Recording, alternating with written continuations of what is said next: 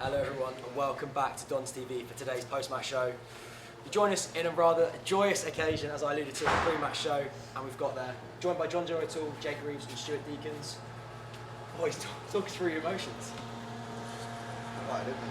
It's just what an unbelievable day, what an unbelievable moment to score, to win in the manner that we did. We knew the importance of the game was built up all week. Obviously, haven't been doing amazing the last few, so we needed to get back to it as well. And what came to do, in a great way as well. Last few minutes to win it like that, it was just unbelievable. So what a moment, what a game to come into as well. So I'm just thinking, Jake, obviously now, obviously Lyle overshadowed you a little bit, as you said before, when we were at King Meadow, but now you've done it here as well. Yeah, no, of course, yeah. I mean, one of the last things Gaffer said to us was, you got a chance to make history. Obviously, you come back to Go on, the boys! We've not won a game. Go on, the boys! You're coming in, bro. Yeah, okay, there, go on, then. You blew that bit out. Obviously high emotions at the moment. Yeah, of course, yeah. And like I said, if there was ever a question of lads knowing the importance of the game, as I've been asked during the week from Forfeit, I think obviously that, if it makes it into the table, it proves that everyone knows exactly what it means to everyone. One of the things Gaffer did after the game was obviously got Trevor and Rocky in together and said, look, this is what we've done, and obviously they were highly emotional, and and that probably goes for 8,000 who was here today. Yeah. John-Joe, obviously your experience pro, do you know what I mean, in terms of games like that. When did you know you were going to be playing centre half? Sort of had a rough idea sort of midweek really, and then sort of know yesterday really that we definitely going to be playing. I think you just got to get yourself right. Just got to try and stay right as you can. Obviously I haven't played a lot in the last, well, that's my first start in about 18 months I think, so just got to try to stay right as you can and just wait for your moment to get a chance to get a game and go from there. Boys, since January we've had two, we're a 97th minute winner and a 94th minute winner. How is that for the team, and momentum building, how important is that? Yeah, it's huge. I think a lot of questions were asked in the summer, especially from the new lads coming in, about the home form. It's been hard since the club moved to Bad Lane to really start building forward. That was something that I think we've obviously changed, we've obviously shifted, and it just shows that this group of team, this group of lads, will obviously keep fighting till the last minute, and it's about good players making good decisions, smelling a bit of blood right at the end. Brownie's played left of the 3 all game and ends up front putting the ball in. I guess it's the winner, and that is, it might look random, but it's not. It's good players making good decisions, knowing when the moment's there to do it, and credit to the lads. That's exactly what we've done. Just before we scored, Jack Curry had a header that, in the South Stand, I think time stopped. What was it like for you guys on the pitch, seeing it sort of sail over the keeper and just come up across?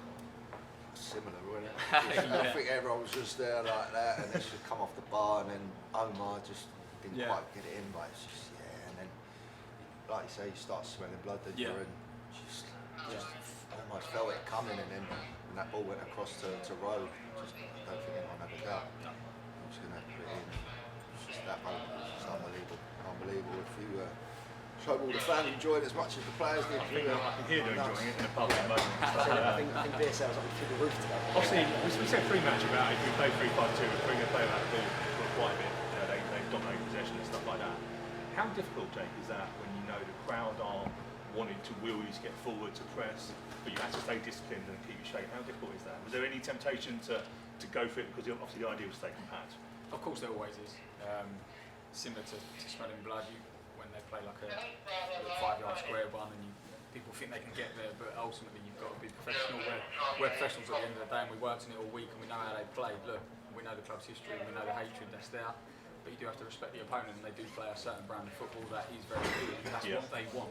So by doing that, you actually are playing into their hands, no matter if the everyday fan will think differently. You can't do that. And I thought everyone to a man today, particularly the front boys, I thought they were excellent. Obviously the back lads were excellent as well, to not allow the gaps to get big, made it easier for the midfield to stay in their shape. And we won it back more than a few times, time and time again, based off our shape and being disciplined as professionals. Obviously you get your awards at the end.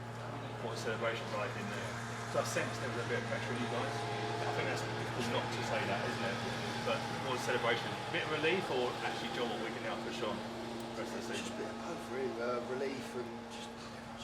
delighted. Everyone knows what it's meant to the club, how big the game was. Obviously, we've been on the back of a not so good run the last few, so it's really important just to get back to it. I think they'll do the group just massive confidence, something to build on, and now push for playoffs. You know. Just looking at the second half, there, I think they came out and were a bit more physical, and it sort of looked like they were a bit more erratic, and maybe at half time, I think they didn't have as much control of the game as they may have hoped. What was that for you guys, seeing them sort of fall apart as the second half fell on? Was that encouraging? Did that give you guys a chance to go, like you said, smelling blood? Yeah, of course. Yeah, like I said, their whole game plan is very slow, very methodical. It's almost like a game of chess, waiting for you to slip up and then they go bang bang back of the net, like they did obviously in the reverse fixture. And today, obviously, we didn't allow that, and I think that annoyed them a little bit, and they felt like they needed to show a bit more impetus, and if anything, actually played more into our hand. John-Joe, obviously, I'm sure you've now sort of got yourself in with the team now. Was it weird coming in, because obviously this game is so hyped up and stuff, and it's probably a game that you probably don't experience elsewhere. How are you after that, experiencing that? Delighted, obviously. Obviously helps. Also playing clean sheet as well. Yeah, clean I'm sure sheet. you've got Yeah, a clean sheet bonus in your because contract. I played, like it's sort of been in the sort of like from the freezer into the fire almost. You know what I mean? And what a game's come into, so just delighted to get the win. Like, obviously delighted the clean sheet as well. Always helps as a defender. Yeah, but just delighted to win. I was going to say, did you negotiate a clean sheet bonus when you came in? I didn't. I'm sure, to be fair, throughout your career, you're always one of those players that I've been like, you know, dangerous in both boxes defensively, and do you know what I mean? So where are we going to see you next week? Lazy run in the corners is class. Yeah. When we signed you late, it was one of those ones that going, always seeing one of the players that always against you. Is sort of like, so when I saw you playing centre half today, I'm like, well, dangerous in both boxes. Yeah.